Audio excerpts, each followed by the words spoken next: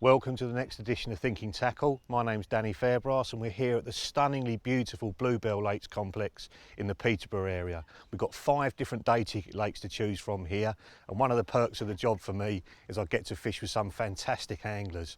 I'm here with Mark Bryant, who is really into bait. He owns his own bait company and he's a specialist at getting up close and personal with a fish, so catching them right in the edge, and these overgrown picturesque lakes are absolutely perfect for that. We've not had any swims reserved. We just pulled up on the complex yesterday, had a look round and decided to fish this particular venue because we found a load of fish in this corner. So I'm going to take you down to the front of my swim. I'm going to use these tools, which are absolutely key, and show you why I've chosen this particular plot.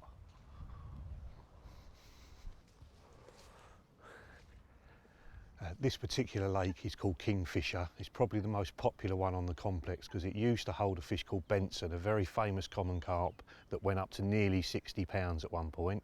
Sadly, that one's now passed away, but as all good lakes do, it produces more, and there's now 50-pound commons in here again that have just come through the ranks. And there's quite a few 40-pounders in here as well, plus a load of 30s. And to be honest, some of the other lakes on the complex get ignored because everyone wants to be on this particular one. And when we arrived, there were already 14 people fishing on here. I would guess it's probably 9-10 acres, something like that. So quite a lot of people fishing, and normally we would have ignored this one and gone elsewhere. But when we arrived, the wind was the same as it is now. It was a little bit muggy, a little bit warmer, and there were loads of fish around this area. The water's absolutely gin clear here as well, so we were able to see them. When we go around and see Mark in a little while, we're going to see the little bay that's just off to the side of his swim, and the fish were coming through here.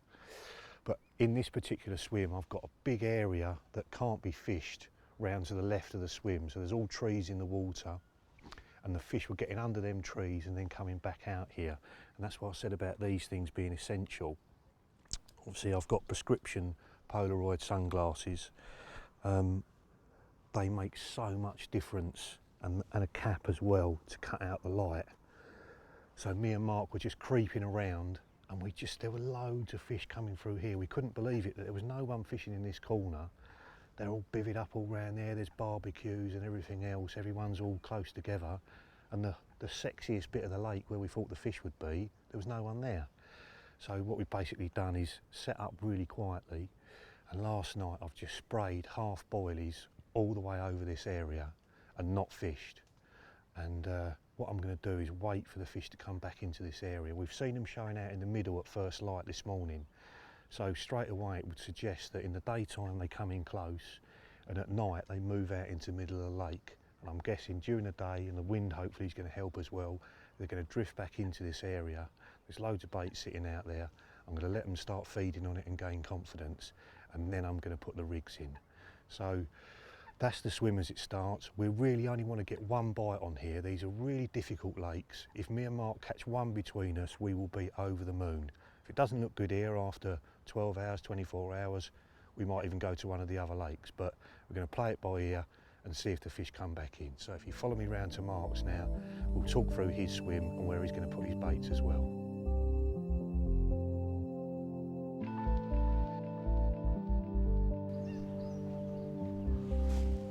Right, mate. Hey Dan, all right? Yeah, how's it looking?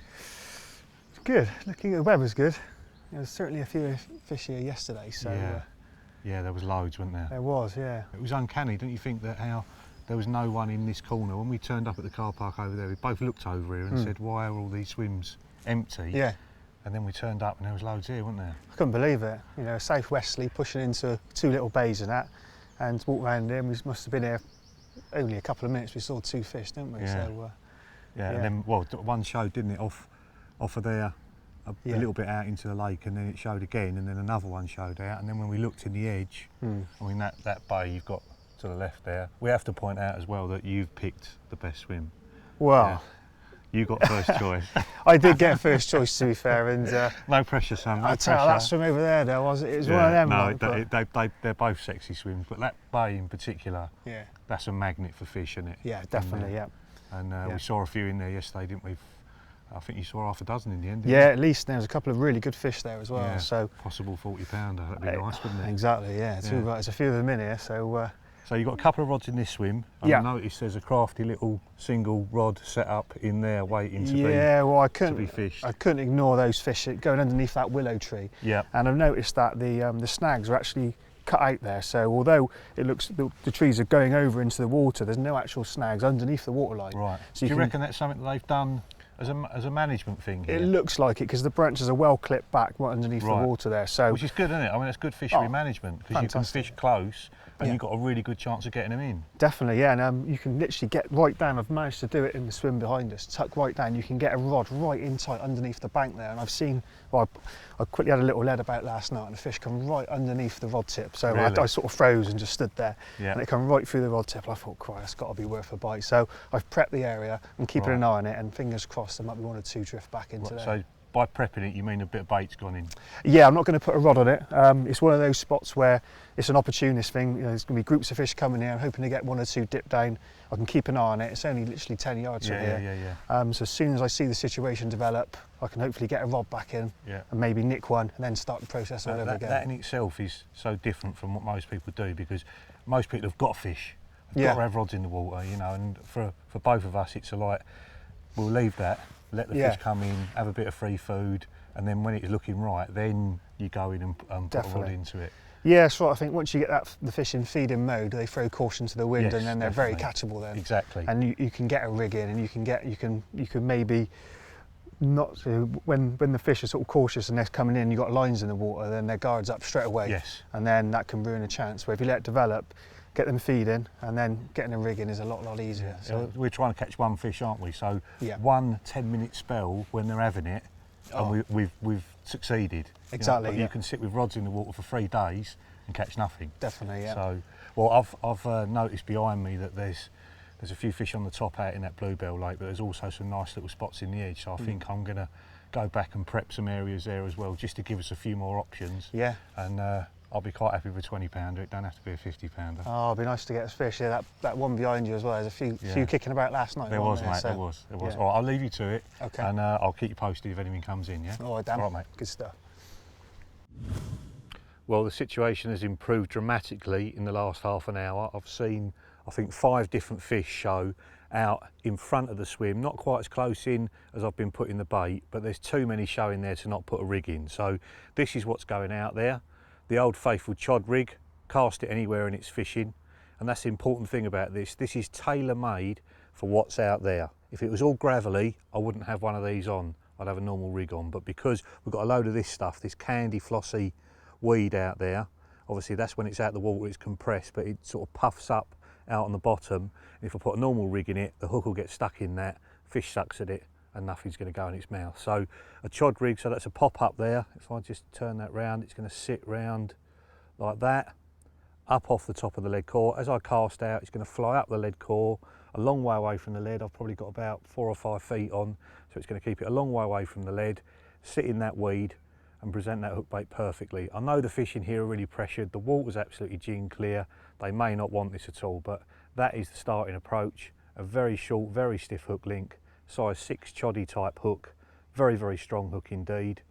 And then if we move down onto the lead system, another key part of this, and it's very different from what most people do, a very small lead, the smallest lead I can get away with. The fish are out there now. The last thing I want to do is spook them away from the area. So on the end of the lead core, I'll just take that weed out of the way. You can see I've got a couple of beads. I've got one of these little barrel-shaped beads that stops the hook link going down right next to the lead, so there's no way the point can dink on the lead and go blunt. And then to cover everything up there, I've just got a helicopter sleeve, and if I pull that away, you can see there's a little link tied onto the end of the lead core, and then the lead minus the swivel is attached to that link. So all very neat and tidy. There's no way near that's going to tangle, and that's going to present that hook bait perfectly in that weedy situation. If there's loads of fish showing and nothing happens today, I may reconsider. But that's the #1 approach. Let's get it in there, see if we can get a bite.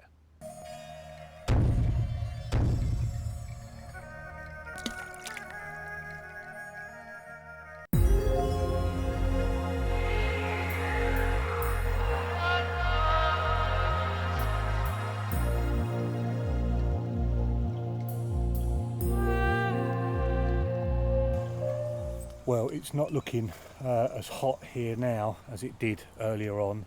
and certainly nowhere near as hot as it did yesterday. The fish were cruising in really close, sort of a couple of hours later than this yesterday afternoon, but they're just not here now. The wind has swung round, it's gone northwesterly, it was blowing southeasterly, so the complete opposite, which has obviously pushed them into this area. Mark's leapfrogged me there and just got into the next little point along, but unfortunately the swim after that faces into the same water as Mark's. The guy there started baiting up and the fish have just disappeared, and unfortunately on these particular kinds of lakes where there's lots of swims, you know, somebody else's actions can affect how easy it is for you to get a bite. Whereas they were there when Mark first ferried his gear round, that baiting up just pushed the fish away and they're not there now. So he's putting his stuff back on the barrel without even casting into that swim, and he's off to look around somewhere else. I'm going to do the same because it doesn't look good here at the moment. They're still baiting the swim, there's no line now, the sun's out, maybe the fish will come back in here, but a couple of hours looking around without rods in the water is a lot more productive than just sitting there behind motionless rods that you know are not going to go. Well, we have taken to the motor just because of the vastness of the site. Basically, we're off to Swan Lake and we're heading for the end where the wind is blowing. Apparently it did 2 fish last night, is that right? Yeah, so here 32 and a 27. There was only three or four on, so. Right, is this as far as we can go? Yeah, this is where we park, and this is basically the first 2 swims. Right, okay. This is where the southwest corner is usually. Right. Mate, that corner looks good, doesn't it? Wow. It's a southwesterly, I think, or a bit westerly pumping in there. That's nice down that bit there. Where's the next swim down here then, do you know? I think all this bank's non-fishing. Is it? Yeah, so this is the first swim here, and then there's a guy right in that corner, and that's it, I'm assuming. There's no quite a bit bigger, isn't it, than the kingfisher? Yeah, it's a good sheet of water because it's that square, it's not broken up, is it? Oh, it looks a bit different. There's a bit of a ripple on it. Yesterday it was just flat calm, not a ripple anywhere. Was it? Yeah, didn't look good, but then again, 2 guys come on, or 3 guys last night, and there's 2 fish, so. Yeah. Right, let's have a wander.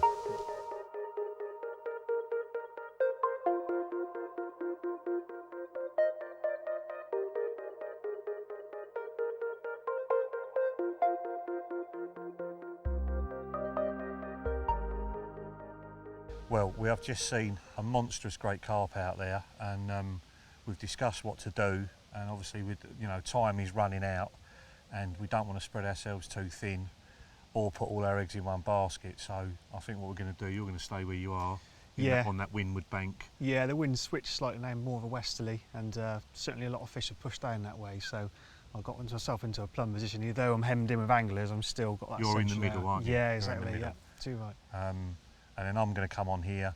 There's nobody along this last little bit. I'm going to do my best to keep myself to myself, be all nice and quiet, sprinkle a little bit of bait, and try and catch that thing that I saw jump out, because if I do, that'll be the most fantastic show we've ever done.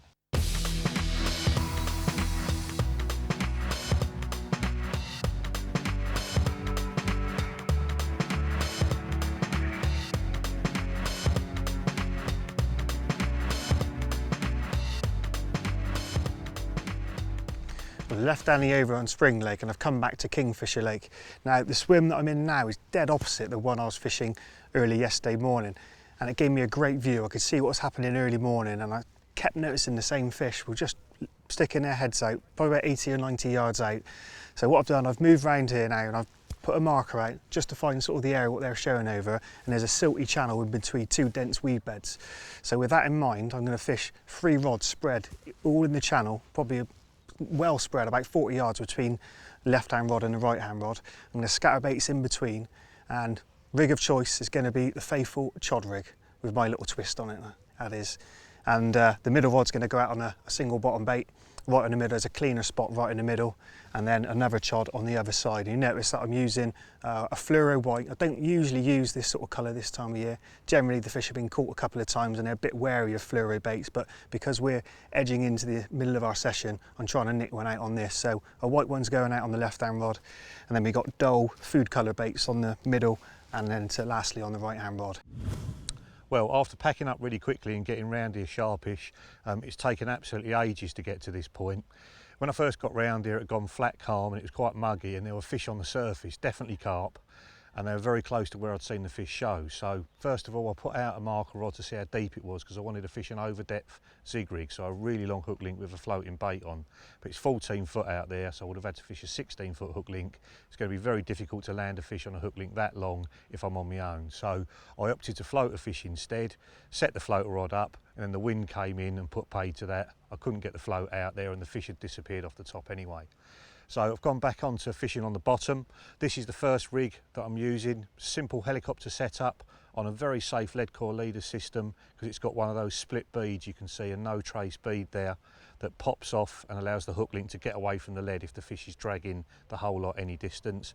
And then the hook link itself is 20 pound fluorocarbon with a little braided end on it, a size 4 curve shank hook, and then I've got one of those pink pop-ups just off the bottom, so there's a bit of counterbalance there, and it's just standing up off the bottom because there's an algae bloom on this lake. I've had to spend ages dragging loads of weed out of the edge because the algae, I think, is sucking the oxygen out of the water. It's drawing the oxygen for itself. There's not enough oxygen for the weed. The weed is then dying, and the stuff you pull in from out there smells absolutely horrible. So I've flicked a few baits out, really just for the sound in the area and to give the fish something to root around for. But that bottom smells so bad, I want to make sure all the hook links are up out of it. So I'm going to put a little bit of foam on now, get this rod out, and I'm just going to fan them out at about 70 yards range over probably 30, 40 yards wide, and see if we can nick a bite.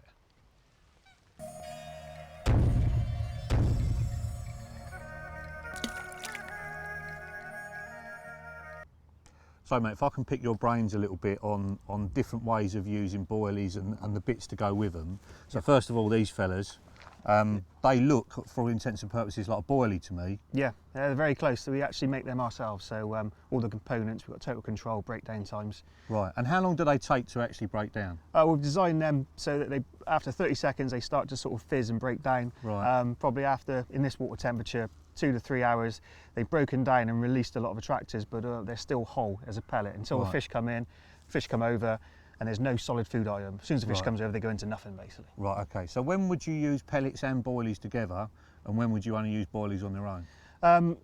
If I had the choice, I'd use boilies on their own solely, just because your rig mechanics work a lot better, the fish are a lot easier to catch.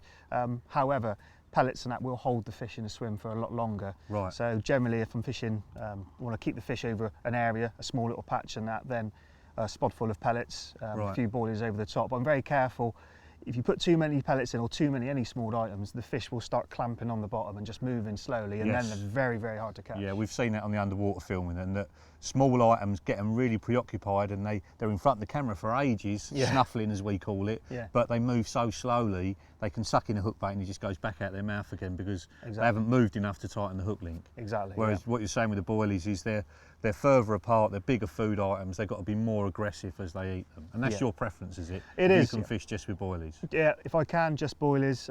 I do bait up with bits of pellet as well, because once those pellets break down, they do leave like flavour trails in the sediment as well. So when the fish come over, there will be something there, or the signals will be there, so they investigate. Right, okay. And the stick mix, obviously you're going to mix that with a liquid, so what sort of stuff would you put in it? I'd start off with a heavy sort of liquid, something like L030, which a lot of companies do. So it's that one there, yep. That really horrible, thick, fishy stuff. Yeah. So you just pour that onto there, knock it up into, like a moist mixture. Yeah. And that's it done, is it? Well, then I'd leave that for, say, 10-20 minutes, let that soak in, then I'd apply oil to it after. So you're getting basically the L030 or a dip, which would sink around the stick, but also if you put the oil in after, that's coming up. So you've got attraction going up, but also importantly surrounding. Very, very similar actually to my own hook baits, by putting different flavours in, some that are oil based, some that are alcohol based. Yeah. Some of the flavour goes out that way, some goes up that way. So it's working on 2 levels for you basically. That's it. And the oil as well will cling on to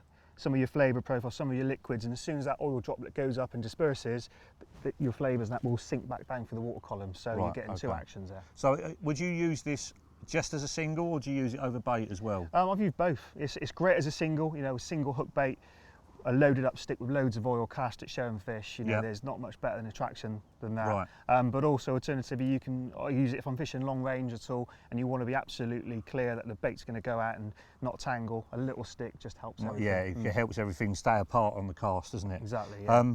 And things like this, fish oils. I know this one. You've got spices and pepper and stuff like that in there, haven't you? If I shake that up, you can see that all floating about in there. So that's a very, very spicy fish oil. Yes. What would you use that for? Recently, I'm coating the boilies. Lots of boilies in oil Right. at the moment. Okay. The fish have spawned probably about a month ago in here, looking at the catch reports and that. They're looking for food, so I'm sending out a big food signal here. There's quite a big depth as well, 15 to 20 foot in places. Yep. So oil on the baits, sending up droplets all the time. Do you put oil on straight away? Do you put it on in advance and let it soak in? What's the way you do it? Usually I'll put it on 4 hours. You can put it on the night before you go fishing. Right. That's really good. Your baits will go a nice deep And how colour. much do you put onto them? If you just glaze them, so typically a kilo, you could put in about sort of 100, 150 mil, something like Really? that. As Glazing. much as that? That's what I do. It soaks right in, yeah. Soaks right into them. And of course, Yeah. when they start feeding out there, that's when you get the little pings of beautiful. oil coming up. They're chewing the baits, the oil's coming out, and you know Exactly. they're on the feed. It's a great indicator, yeah. Right, okay. All right, well, lots of tips and tricks there on bait. If you add that into your fishing, I'm sure it'll get you more bites.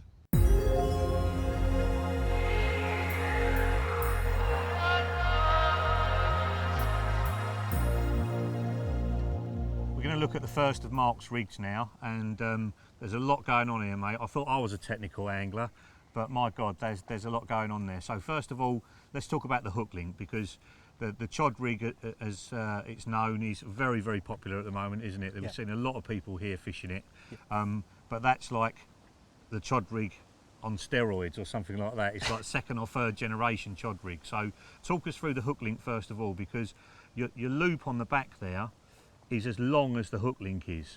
So why have you done that, and what does it achieve? Well, I've done that for a couple of reasons. First and foremost, I test a lot of my rigs in the bath, and where I fish, I'm quite fortunate that a lot of the lakes are very gin clear, so you can see the fish coming in and sucking baits and blowing them out. And I found with the normal Chod Rig, a lot of the time, because the bait's anchored right at the back on a tiny little D, when the hook first pricks into the fish's mouth, a forceful blow can actually pop the hook out. Right, so we all think that the Chod Rig, they just can't get away with it, and it nails them every single time. But you've actually seen fish get away with it, have you? I've seen fish get away with it. Don't get me wrong, it's a fantastic rig and it catch loads and loads of carp. But I'm just trying to find a way of increasing the percentage of keeping the hook in the mouth. It's not 100% hooker, but but if you do things like this, you can improve it further still. So when the fish takes this one, obviously the hook's in the mouth. So when it ejects, that's going to travel all the way down to the bottom there, yeah? Yeah, and the hook, the shank comes up and the hook always becomes almost, not quite parallel, but it means that that bit of the hook is going into more of the fleshy part, whereas on a normal Chod Rig, the same, if the hook it gets blown that way, the angle of the hook it's can almost closer to the outside of the mouth, basically. So this one's keeping it in the mouth longer and keeping it nearer the real solid part of the mouth as well, so you're going to get a better hook hold with it. Yeah. Right, okay. And then on the top there, I see you've got one of those micro rig swivels. You rate that then, do you? I do, yeah. It gives more flexibility and it rotates much quicker than just with a normal ring. Right, so the hook basically is able to spin without spinning the bait. Exactly, yeah. So when the fish approaches it, the hook can spin towards the fish's mouth more easily. Yeah, basically. this becomes almost like a little bit of a tripwire. As soon as it's touched by the lips, sucks in the mouth, whichever angle, it automatically wants to flip round and adjust itself if there's a slight curve in it. Right, okay. And you've got size 6 choddy on there. Yeah. Very important to have an outturned eye when you've got a material. That's the 20-pound stiff material, isn't it? If you had an eye that was inturned, the angle would be far too great, wouldn't it? Yeah, for me, yeah. Yeah. And then going down to the bottom part there, I see you've got, is that a crimp underneath there, underneath the putty? It is, yeah, there's two crimps. There's the first crimp, which just locks everything in position in terms of making that little loop. So there's another hinge. And then there's a crimp above that, which you can see, and I've just peeled back the top bit. So I've only crimped half of the crimp, so the top bit's flared. Right. And that's really important. That means you can align everything so that D comes out nice and straight. But also by flaring it, there's not a pinch point at the bottom. So when down here. Yeah, right. Exactly. I used to do it without crimps a few years ago, experimented with this, but there was always a pinch point where when the bait gets forced down and the bait can lock there. And I don't want so you can end reset. up with that situation where the hook right above it, exactly. like that. You always want it to reset back up there again. Right, okay. And on the bottom part there, We've got your standard size 11 ring swivel, and then a couple of new beads there. That I'll take it, that one with the split in, that's going to disappear off the line if it moves at all, is it? Exactly right, yeah. But as soon as any pressure's on upward motion, that pops off, and the fish, you know, if we break off unfortunately, or if the fish won't leave them trailing at all. So it's a really safe method. Right, okay. And then at the end there, not just a simple lead tied on the end of the line, we've got a lead clip round the other way. So what does that achieve? Well, the rigs I've cast out last night were just bomb on the end of the line. The weed wasn't that bad. Yep. I thought I'd put this in there because I do use this when it's quite a very weedy situation, and I want to dump the lead every single time. This rig, I've used weak bottoms and they are effective, but this one dumps every single time. Right, so we've got is that hybrid lead clip there? It is, yeah. Right, with a rubber that's sort of cut down on the end of it, and then through that swivel, what's that, a bit of rig foam? It's a bit of dissolving foam, yeah. I've used spaghetti as well, which is really good, especially the thick stuff. Right. But I've got some dissolving foam here, and for distances up to about 60, 70 yards is perfect. Right, so that's taking the force of the cast, when you're first putting the rig out there, that then melts, and then the lead will easily pull off the end there. Can you get the rig back in with the lead on if you haven't had a bite? You can, yeah, as long as you're careful, but as soon as it touches any weed bed, it comes off, which is, its function. So I usually use that in quite weedy situations. Invariably, you're fishing the chod quite long up the hook, up your line anyway, to combat the weed, and it's imperative that you have to get rid of the lead. Right, okay. Well, lots of advancements there with the chod rig, things you can put into your own fishing, and things that I'm definitely going to put into mine as well. Right, well, it's all change again. I've just been round having a bait chat with Mark, which has been very interesting, but while I was sitting there, I must have seen 20 fish showing a little corner, and the two guys that were there on Kingfisher have gone home. There's no line in the water at all in that corner. I can fish in there uninterrupted by other people, and to be honest with you, because the baits here were smelling so horrible when I was winding them in the morning, there is an algae bloom, there is lots of weed dying, there's dead weed on the bottom. I found that with a marker float yesterday. It bothered me about the baits smelling so bad. And if there wasn't that option on the other lake, I'd be happy to stay here. There've been fish moving here, but that just looks so good over there. I'm going to pack everything away, get back round next to Mark and see if I can snare one on Kingfisher. So I'm back on Kingfisher. Mark has been surveying the scene while I've been packing up, and there are fish moving really close in, and there's a clear patch there as well. So I've constructed a rig to sit perfectly on top of that gravel. So starting off with the hook bait, we've got a pink hook bait. We noticed that was the best colour when we were doing the underwater filming. So a bright pink hook bait, that's flavoured with almond over the top of it to turn it pink. And then the hook there is camouflage, so that's a nice brown colour to blend in with the bottom. That's going to sit flat on the bottom like so, and then moving down the hook link, you've got a bit of putty, and again, something we've noticed from the underwater filming, the putty is less than halfway down the hook link. I used to put it down by the hook, that's too far down, and what happens is the hook end sinks first and the other end loops up. So if you put it less than halfway, it throws everything out and it sits nicely on the bottom. And then the lead, a very special lead design called a cog, which means centre of gravity, because you're picking the lead up from the centre of the lead, the centre of gravity. So the fish feels all the weight in one go, and then when it runs off, it pulls out the side of the lead and turns the rig into a normal lead clip. So I'm going to drop this one on that clear patch. I've got fluorocarbon line on, everything's going to be fished totally slack. One rod will just sit there with a landing net by it, and who knows, we might even catch one. And the other two are going behind me in the other swim. There's loads of fish showing there. I'm just going to have a careful lead around because I can't see any clear spots, and maybe drop a couple of pop-ups into that area. So let's get this out, see if we can catch one.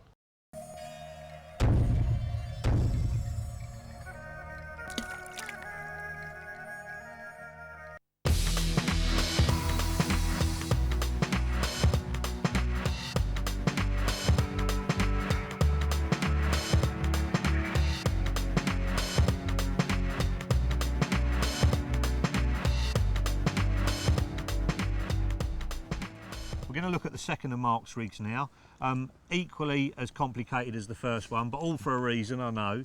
So talk us through the hook bait first of all, and how that's going to sit on the bottom.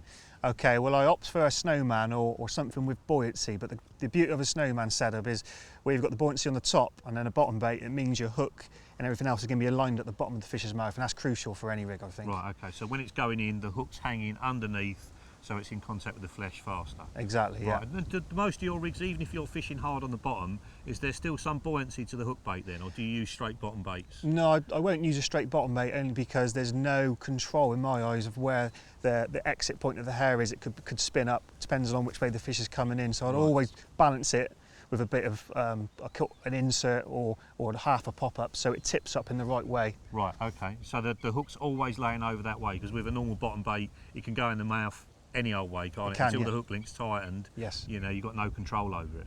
And then you've got a choddy hook on there as well, and I see that the baits are sort of running up against the stop there. There's a little micro rig swivel running up against the stop. Yeah. What does that achieve?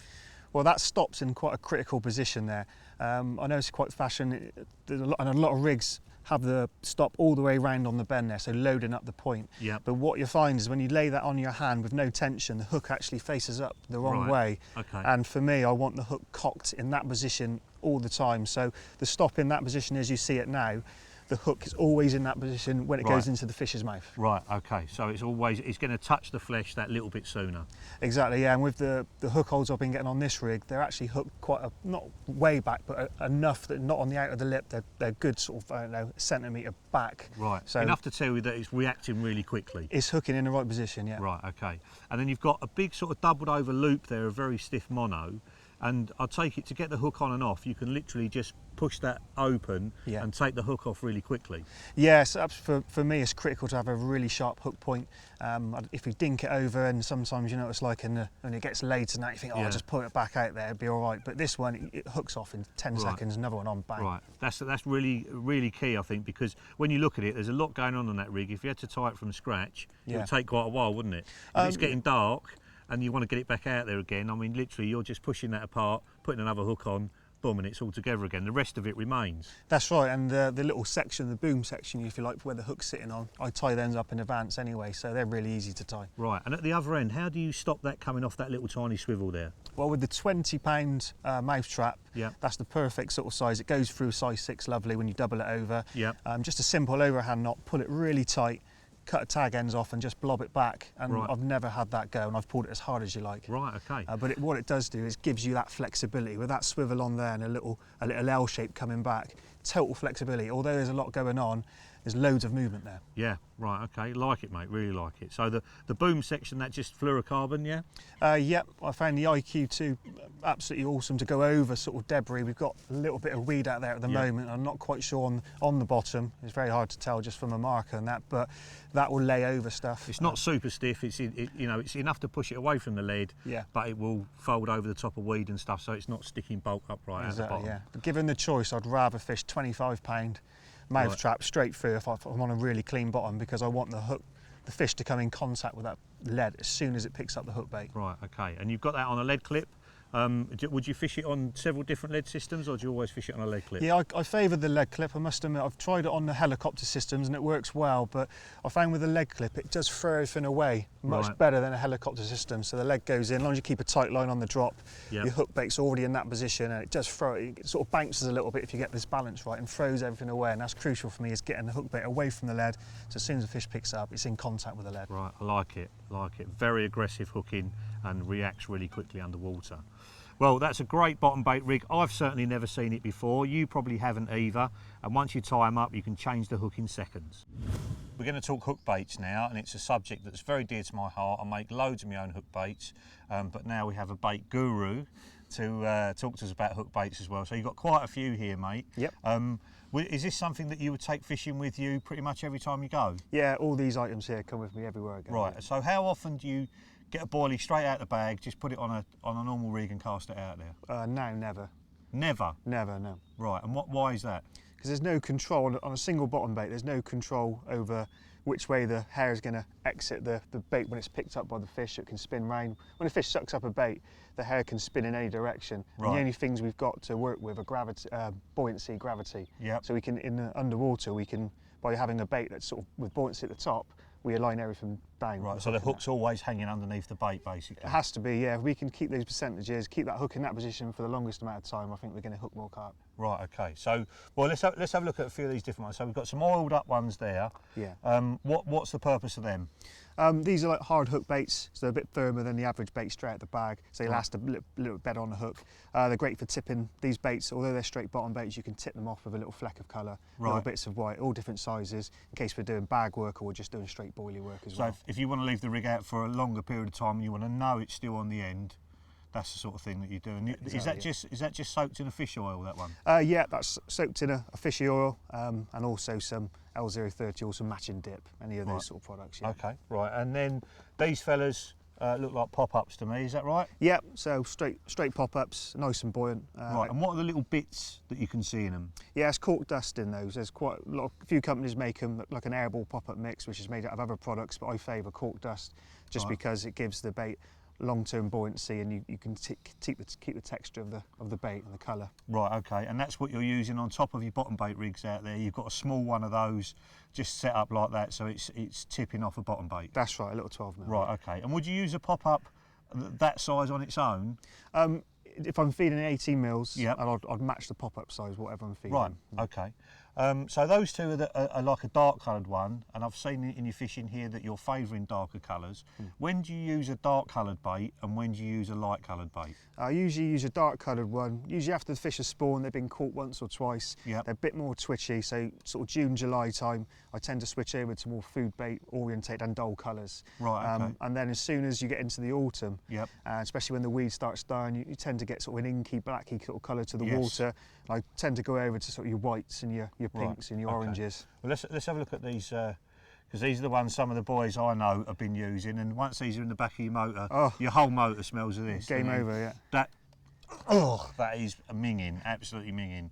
A real sort of fishy, gone off sort of smell, but you know these are catching a lot of fish, aren't they? That's right, they are, and it's a very potent mix, high attract. In the right circumstances, they're absolutely deadly. As you know, a high flavoured pop-up has been catching carp since day one, and it will continue to do so. So that is an in-your-face, blatant pop-up. Right, and you like white. I've seen a lot of your hook baits. You've got white involved in them. I do, yeah. All-time favourite colours: white, closely followed by pink. Right. Two brilliant colours that catch loads of fish. Right.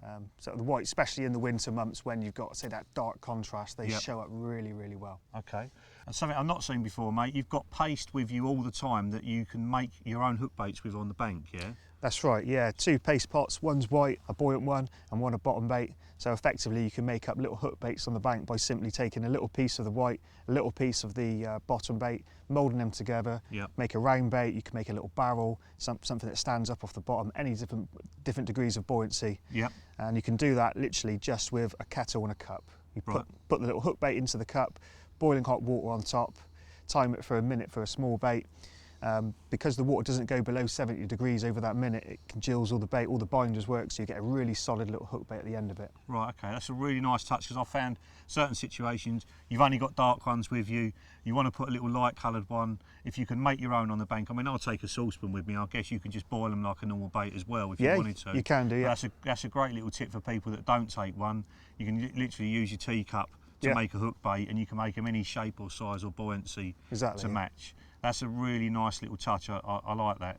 So there you have it, loads of really interesting hook bait options from Mark. I think it's really important, he does too. That little bit of extra effort will get you a load more bites.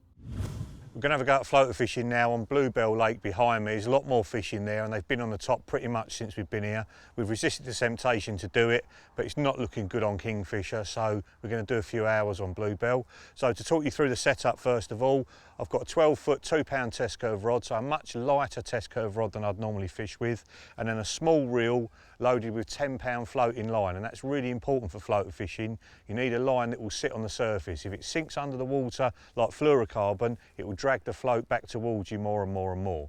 So you want a floating line and then a long hook link. You can see there I've got a 10-foot hook link on, and that's a 10-pound floating hook link as well. Again, to keep everything up on the surface. You don't want the hook link sinking between the bait and the controller, because it will just pull the bait closer and closer to the controller. And one little trick that someone taught me many years ago is the oil off your face is a brilliant floatant for the hook link. So literally you're just sliding it down the hook link and giving it a little waxy coating, and that helps it sit on the surface. And if we show you the hook bait, that's an artificial mixer. So that's what we use, a large floating trout pellet or a dog biscuit on the surface, and that one there will sit in the surface layers and looks almost identical. And the most important thing, because it's squeezy and it's everlasting, it will stay on there all day, whereas a mixer will go soft, the hook bait will sink. So we've attached that to a very small hook just via a bait band. So it's a size 10 choddy style hook, and then a light hook link, like I say, that's a long way away from the controller. That's really important. So what I'm going to do first of all is flick it out there with no bait in the swim, because on this complex the birds are all over us all the time. So as soon as you put bait out, they're onto the bait and they're eating it off the surface, and that can spook the carp. There's a few drifting around on the top out there, so I'm going to cast this one out and just leave it for a little while and see if we can nick a bite first.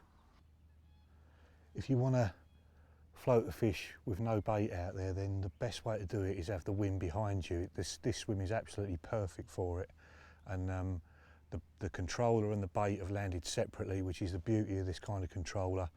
It's specially made so it throws the bait away and stops it all from tangling, because you've got 10-foot hook link on. It is prone to tangling, but I'm just going to leave it. There's fish drifting around out there. I'm just going to leave it and be patient. It's a thing. You've got to resist the temptation to keep winding in and casting at a fish over there. Just leave it out there, let the wind keep it out there, and just let the fish find it. And if they're in a feeding mood, you can sometimes get a bite on a single.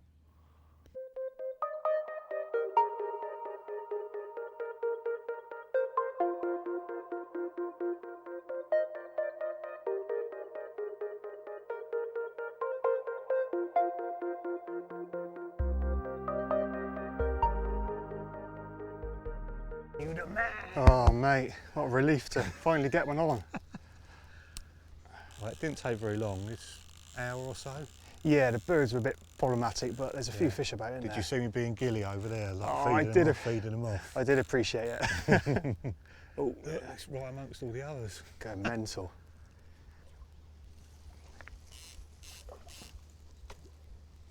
Oh, controller's off. I'll net it at the same time as the fish. Pretty impressive. Got it! He's in. Whoa. Excellent, mate. Thanks, Well Danny. done. Cheers. That is brilliant. Absolutely brilliant. Well, it took us 3 days to do it, but finally one in the net, mate. Very well done. An excellent bit of angling. Thanks very much, Dan. We've got to be pleased with that, haven't you? Oh mate, over the moon. From move-in swims to we're fishing 3 lakes now. Yep. And yeah, to get one at the death on an opportunist sort of thing. Yeah, very sweet, mate. Very sweet. No, that's excellent. There's still more feeding out there now, so best we get this one back. It was just under 14, wasn't it? Yeah, just under 14. There's a few good fish out there still, so yeah, I'm keen to get back out We're there. getting back in. I noticed that even when it went in the net, you were still feeding and still keeping them going. That's important, isn't it? It is, yeah. Keep them in the area. Otherwise, they drift off with the wind. We drift off. Got a little bit of a ripple, which is helping. Just means I can get them chums drifting over sort of a 50-yard stretch, and I can keep them here tight if I keep feeding, keep them in the area. Interesting what you're doing there, though. A lot of people, when the fish flips, they let it go. You just rolled it back into your forearms there and just held on to it. Yeah, just take the weight of them, and they want to buck and that, but if you do that, then generally you can just support them. Yeah, you're balanced. Nice. Okay, let's have one more look at him. Wicked, perfect mouth on him. Let's get him in and try and catch another one. Let's do that.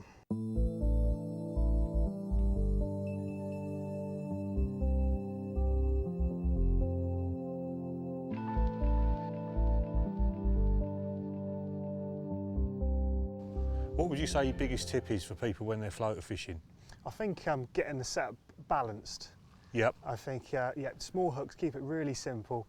Just super glue them so straight to the back of the hook. Yep. That way your line's all sort of aligned out the back of a mixer or a pellet, going straight along the surface. When you tend to hair rig them, you get a little loop sometimes. Yeah, they don't sit very well in the water, do they? No, they don't. And yeah, pre-stretched stretched nylon. Nice and thin hook link. Yeah, 10 to 12 being favourites. If there's no weed about, you can drop to an 8, but really sort of £10 minimum. And just a light controller to get yourself past the fish. I think that's key, is casting right past the fish if we can. Right. And then drawing it back nice and slowly and trying to get in amongst them. And try not to have the controller too much as well, because they definitely know us about. Yeah. There he is, right, better get the net. It's like a lever to me. It's a carp, mate, and that's all that matters. Come on, Papa. Come on. I'm going to scoop him. Ooh, got him. Yes. Excellent. Good man. Oh, get in there. Very well done, sir. Cheers, Danny. Very well done. Thanks very much. Well, a fitting end to a gruelling session, mate. Very well done. Excellent angling.